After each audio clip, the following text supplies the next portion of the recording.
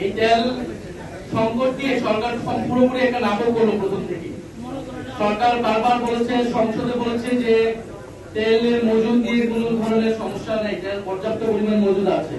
কিন্তু তারপর দেখবেন আপনার বার কাউন্সিলের ইলেকশন, কিন্তু তেল সংকটের কারণেই দেখিয়ে এটা বন্ধ করে দেওয়া হলো।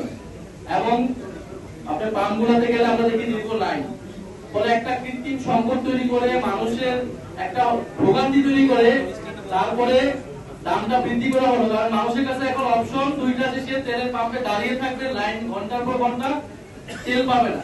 এখন তার কাছে তেলের লাইনে দাঁড়ানোর থেকে দাম বেশি হলেও সে কিনতে আসবে, এরকম একটা মনস্তত্ত্ব পরিবেশ তৈরি করে তারপরে দামটা আসলে বৃদ্ধি করা হলো। পুরোটাই পরিকল্পিত ভাবে করা হয়েছে, সিন্ডিকেটরা এটা করেছে এবং সরকারের প্রশ্রয়, সরকারের অংশগ্রহণ না থাকলে এটা আসলে সম্ভব হতো না। ফলে আমরা মনে করবো যে জনগণকে ভোগান্তি করার কোনো প্রয়োজন ছিল না। সরকারের ভিতরে স্বচ্ছতার অভাব ব্যাপকভাবে, কারণ এই সরকার আগের সরকারের মতোই আসলে বিভিন্ন ইস্যুতে রিয়েক্ট করছে, কথা বলছে, রাষ্ট্র পরিচালনা করছে। আমরা চেয়েছিলাম একটা অ্যাকাউন্টেবল গভর্নমেন্ট, আমাদের কাছে সেই ধরনের অ্যাকাউন্টেবিলিটি তারা নিশ্চিত করছে না। সরকারের বিরুদ্ধে কথা বলার জন্য চিফ হুইপের বিরুদ্ধে, চিফ হুইপের সমালোচনামূলক পোস্ট শেয়ার করার কারণে মানুষ গ্রেফতার হয়ে যাচ্ছে, বাক স্বাধীনতা হরণ হচ্ছে।